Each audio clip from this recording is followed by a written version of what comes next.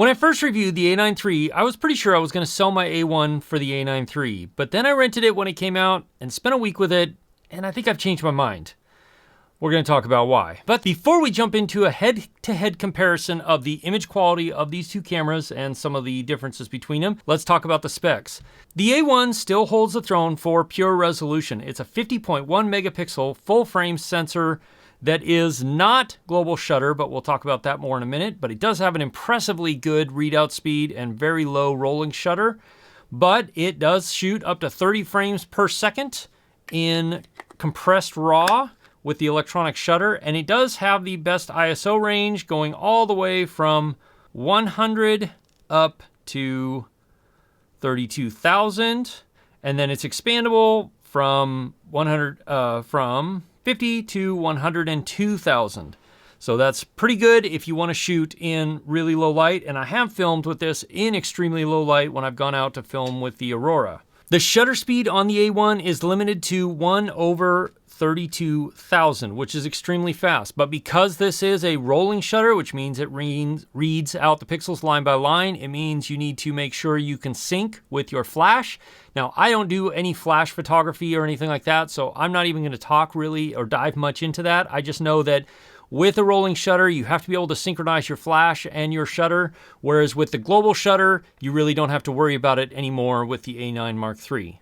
And when it comes to video specs, the A1 definitely kind of cleans up here. In most ways, it will film 8K up to 30 frames a second in 422 10-bit color, which is fantastic and actually one of my favorite features.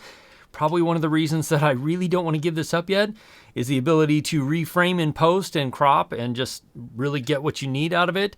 Now, there are some limitations to the 8K. You can only have 8K in XAVC HS because of the amount of data that it's putting through, but it still looks nice. It's really detailed, and it comes out great when you film in S-Log3.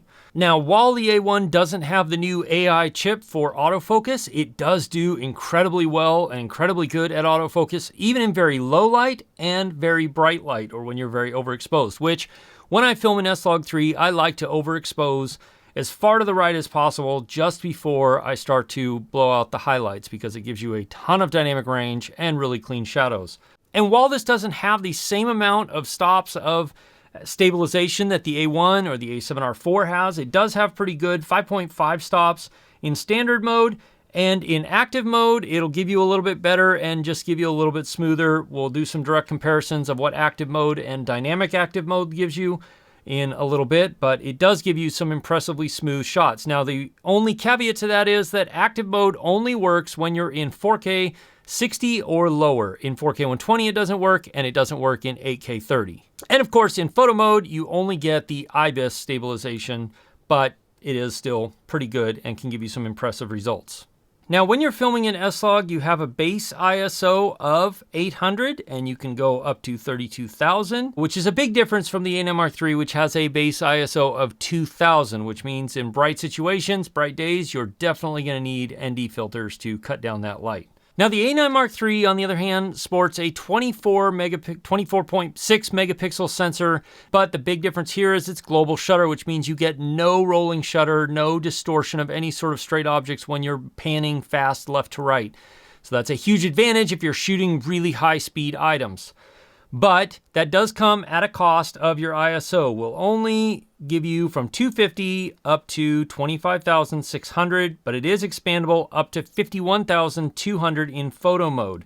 And of course, the big selling feature of the A9 Mark III is that it will film, or it will shoot, raw photos at up to 120 frames a second, which is insane. But another feature that the A9 Mark III has that I really hope they include in the A9 Mark II is the pre-capture feature, where you half press the shutter button, you have kind of a rolling recording of the photos, and then when you full press the shutter button, it saves however many seconds of photos before you press the shutter button, which is extremely useful if you're out shooting wildlife. Now, for video specs, this is limited to 4K, but it is an oversampled 4K coming from 6K, which means it's extremely sharp and really detailed. You get a really, really beautiful image. But another huge feature is, unlike any of Sony's other cameras, this will shoot 4K, 120 frames a second, full frame with no crop. Whereas in most other cameras, even the A1, there is a 10%-ish crop for 4K 120.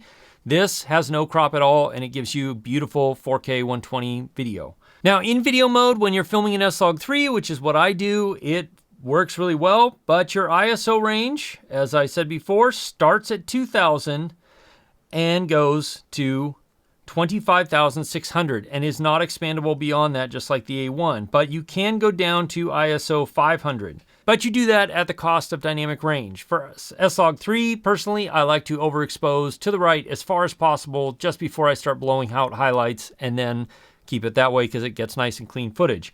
But the ISO of 2000 over the ISO of 800 of the A1 makes a huge difference when you're shooting outside in bright light situations. You've really got to have ND filters with this. Now, of course, this has the new AI autofocus system, which works insanely well, especially when you're doing birds, animals, anything like that, people. I mean, the autofocus system in this just works insanely well. I did test low light autofocus, or very, very underexposed autofocus, and very overexposed autofocus. And while the A9 Mark III did better than the A1 in the underexposed portion, I feel like the A1 did better in the overexposed portion, both in my tests here in the studio and also in outdoors looking for wildlife and things like that. You can see here, it just didn't quite grab the bird as easily as the A1 did when I was overexposing to the right by about 2.5 stops or so. But another thing about the A9 Mark III is that it has 8 stops of active image stabilization, which is huge. And if you include the active or dynamic active stabilization modes here, you get insanely smooth footage, but it does come at about a 30% crop, which is pretty big. So if you're, filming wide angle stuff, you definitely need to be really wide angle to account for that 30% crop. So let's look at some photos side by side so you can see the difference between 50 megapixels and 24 megapixels. Obviously, 50 megapixels has a huge amount of detail compared to 24, which means you can crop in a bunch, you can crop in up to 2 times, still have 24 megapixels to work with, and still get the same megapixel output that the A9 Mark III has. But you can see here in these photos that they both take really, really nice photos. Now, on paper, the A9 III has about a stop less dynamic range, but really, in practicality, in all my use cases, I haven't noticed a huge difference. I think by the time you edit the photos, by the time you output them, you're not going to see a giant difference. You might in some situations, but definitely not most, at least not most that I'm shooting in. But they both take really great photos. It's just if you are doing birds, especially with the 50 megapixels, and you're shooting on a 100 to 400 or a 400 millimeter with a 2 tele converter, then you're going to notice quite a difference with the A1 of being able to crop in and post and get the shots exactly the way you want. Where the A9 Mark III, 24 megapixels is no slouch. You still have lots of room to crop in and post, but you definitely have a lot less real estate than if you are shooting on the A1.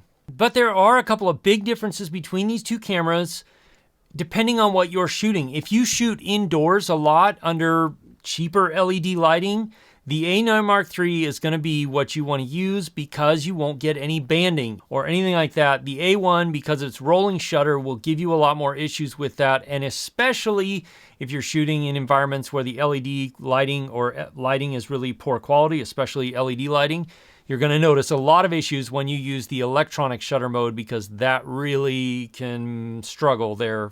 And again, I don't shoot any sort of flash photography, so I'm not going to cover that. There are plenty of good videos out there, but the A9 III being able to shoot up to 1/80,000th of a second shutter speed and basically being able to sync with any flash, it's just not an issue, is nice. If you do a lot of flash photography, you definitely want to consider the A9 Mark III. Here is where I was surprised at how well the A1's autofocus did.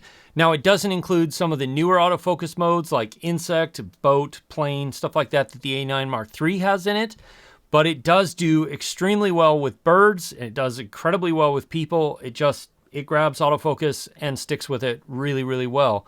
The A9 Mark III is going to win out in some of those other situations where you're wanting to specifically film airplanes or insects or maybe dogs or something like that. I think it probably does win out a little bit on birds as well, just because it has the new AI features. But honestly, I was surprised at how close they were working together in autofocus. So for photos, they both take great photos. They both have incredible autofocus. They both have pretty good stabilization. The A9 definitely wins in the stabilization department. For me, because I shoot so much hybrid stuff with a lot of the companies I work for up here, one of the reasons I'm sticking with the A1 is the 50 megapixel stills. I didn't think I needed it at first, and then I started working with the 24 megapixel stills more and realizing how much I do like to have that crop, especially when I'm out working with helicopters and I may not be able to swap lenses or put teleconverters on when I need to punch in a long way. Having the extra room to crop in really makes a big difference, and especially with wildlife, if I'm shooting something way out there and I want to crop in later in post, having the 50 megapixels really is worth it for me. But that's not all we need to talk about. There are some huge differences in video beyond the fact that the A1, of course, can shoot 8K, which means you can crop in up to 200% in post and still have a full 4K readout, 4K 120, HD 240, all of that. It's all really nice. They both shoot really nice video. They both do a tremendous job. The A9 not having the cropped 4K 120 is kind of nice. The A1's crop is, I think, 10% or 11%, something in there, just a little bit. It's not much, but it definitely is there a little bit. A big, big thing for video shooters, though, is if you're shooting high action stuff where you're panning rapidly from left to right, the global shutter is going to make a huge difference for you because it will keep all of your lines perfectly straight no matter what, because it reads out the entire sensor all at once. So if you're a high action person filming high action stuff and you want to keep all of those lines perfectly straight, whatever they might be, the A9 definitely wins for you. But this is another reason that I am keeping the A1 and not getting the A9 Mark III, and hopefully the A1 Mark II will be out next year or maybe late this year, because I really am excited for that camera, is the A1's 8K is just so nice to have, because again, being able to crop in that extra bit and still have a full 4K image is really nice. Or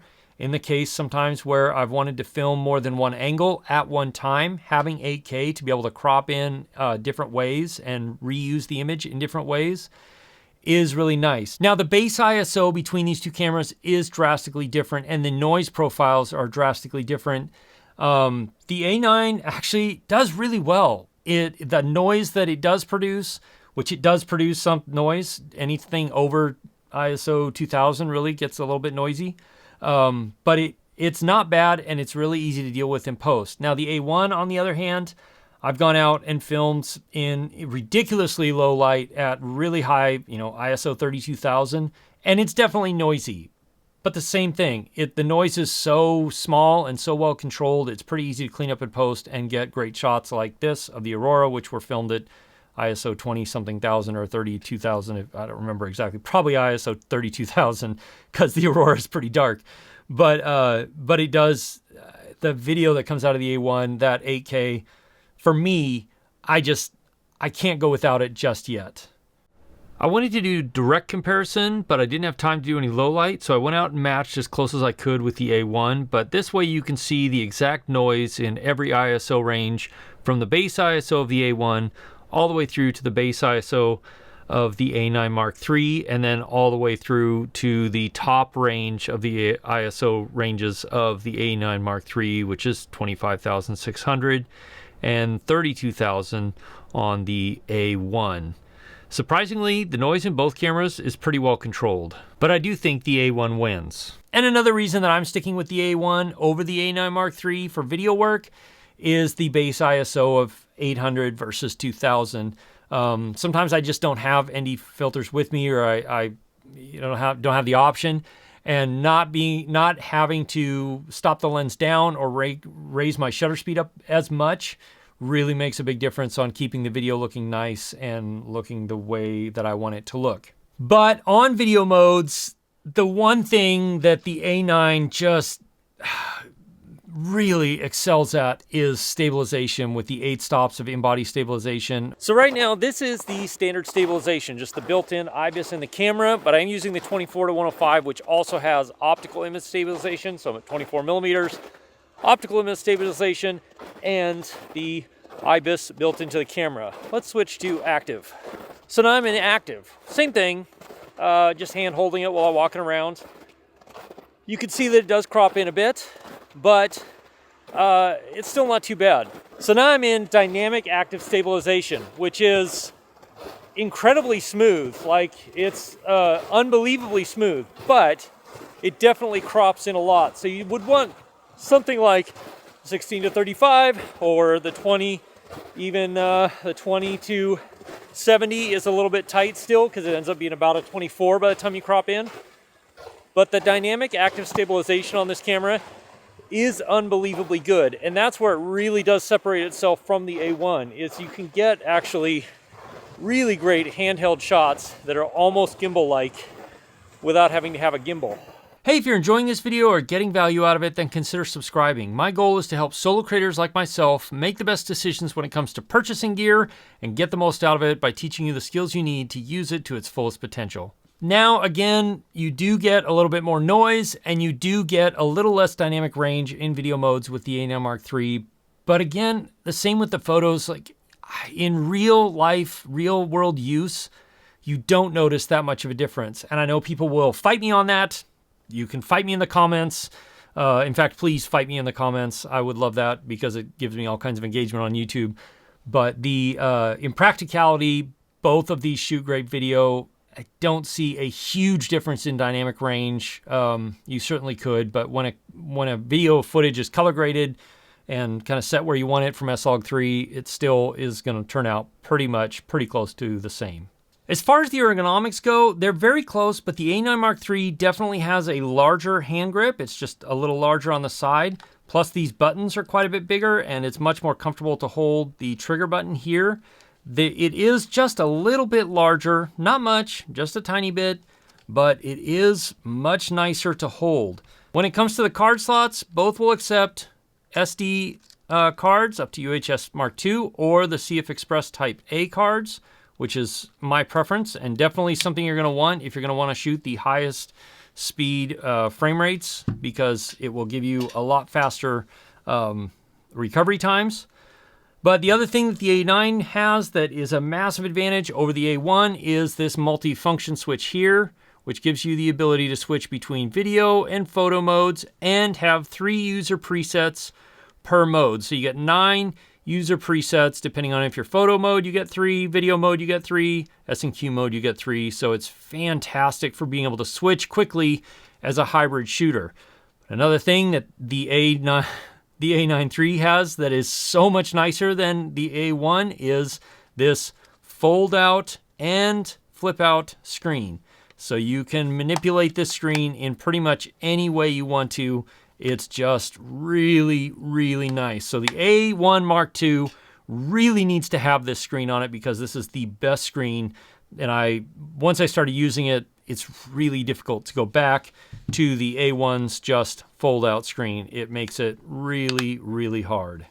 But the other thing that the A1 really lacks is the switching between, you get 3, and basically then you have to switch into photo mode or save your presets as video or photo mode, where this new system that started on the A7 IV is just, it's fantastic. It's my favorite. When it comes to the viewfinders, they both have the same viewfinder. They're both fantastic. Some of the best viewfinders that I've used on any cameras.